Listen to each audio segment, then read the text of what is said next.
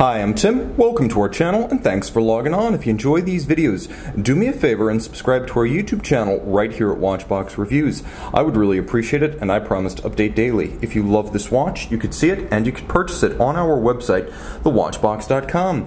And today we're discussing one of my favorite families of Rolex timepiece. This is a true vintage Rolex Oysterquartz Day-Date. This is the 19018, a timepiece 36mm in yellow gold with an original Rolex golden tapestry dial featuring both original tritium hands and dial base. The timepiece with a 1987 serial number represents the ultimate fusion of 70s design with high horology quartz execution. Am I seriously calling a quartz Rolex high horology? You better believe it. We're going to get to why in just a moment. Now, let me give us a little bit more contrast here. You can see on my 16cm circumference wrist, the watch is easy to wear. As a 36mm case, it does have a universality about its sizing, but it also has a little bit more, shall we say, shoulder and presence thanks to the integration of the lugs and the bracelet design. Recall, the Oysterquartz series debuted in 1977, and this was very much the spirit of the times. From lug to lug, the watch is compact like few others. 42mm, and you can see that the bracelet can be pulled straight down around the wrist, so that 42mm lug to lug wears true, and it's a slender piece, 12.4mm thick with a sloped case flank. It will fit underneath any dress cuff or tight sleeve. And my wrist, 16cm, once more for relative scale, and the watch is a lovely piece, nuanced, handsomely executed, and rare. Most of the magic is on the inside of this one, but you cannot divorce the caliber 50-55 and its refinements from the design of the watch, which is redolent of its era. Now you can see there are shades of Girard-Perregaux Laureato, the original Rolex 5100, the Royal Oak, the Nautilus, the Vacheron 222. You can see them all in the design of the Oysterquartz case. Satin on the top, and you will note longitudinal satin. It actually runs striated across the top rather than lengthwise. Now jump into the side. It's all of polish, so you have that side-to-side satin, you have the contrast with the polish, you still have well-defined case flanks. You can see them to good effect from these angles, and then you'll appreciate the fact that the bracelet itself is somewhere between a Oyster and a President, but with the integrated aesthetic. So you have the small individual links and the tri-link design of the President, but it's a little bit more flattened in cross-section, a bit like an Oyster. Polished centers, you can see the outer faces are also polished, the removable links are fixed by screws, and you can see that there are removable links on both sides, and plenty of them, so you can size this quite precisely. It uses a crown clasp system, as with the Rolex President bracelet you'd find on a standard Day-Date, and the crown, the 5-point coronet, is the only point of demarcation between the two sides of the bracelet, so it's a very clean, low-profile look.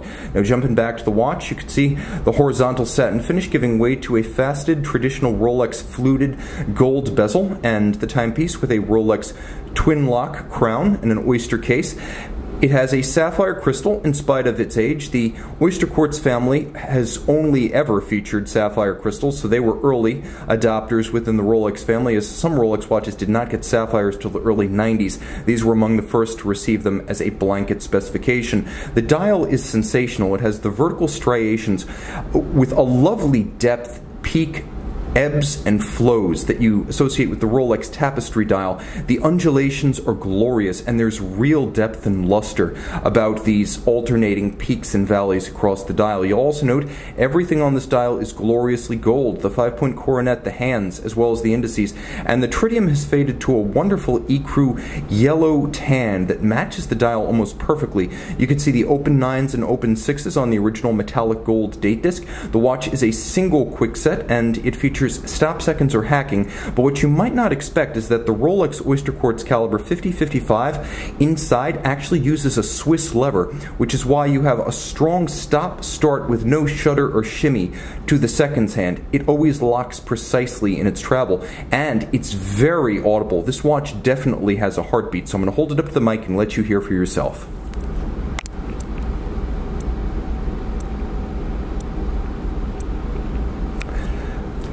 Now, the timepiece is powered by one of the finest quartz calibers ever created. Rolex, of course, was part of the original Beta 21 development in the late 1960s, and the Rolex 5100 did include a Beta 21, but they scrapped that series after 1,000 pieces were made because they thought they could do better. And in 1977, they launched the Oysterquartz Datejust and Day-Date to prove it.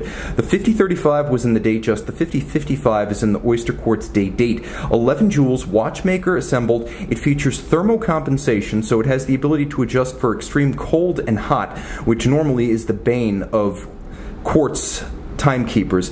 It is very accurate, plus or minus 5 seconds a month. Typical quartz watches, even today, run plus or minus 15 seconds per month. As you can see, it operates at 1 beat per second, and it has that Swiss lever locking system with both an anchor and an escape wheel to ensure precision.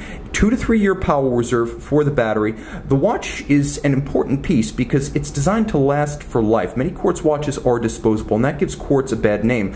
This is a high horology quartz movement because it's not just watchmaker assembled, serviced, and adjusted, but it also features a quartz trimming function that allows the watchmaker over the decades to adjust for the effects of quartz drift, which is to say that as the crystal ages, the watch can be adjusted to compensate, and that by design. This is a lifetime movement, and not just the lifetime of the owner, but the lifetime of the watch, which may span several generations. These are rare watches. I cannot overemphasize that, and it's important. 25,000 of all Oyster Quartz models, roughly speaking, between 1977 and 2001 were manufactured. The vast majority of those were the conventional Datejust Oyster Quartz. The Day-Date, even less common. Find one with its original tritium Tapestry dial and you have something exceptional. A true Rolex for which you may never see a second identical copy in your life. These are emerging collectibles and they represent true value in vintage Rolex. A historically important milestone piece and one of the most sophisticated quartz movements ever made. This is the Rolex Oyster Quartz Day-Date. See it and make it yours on the watch box.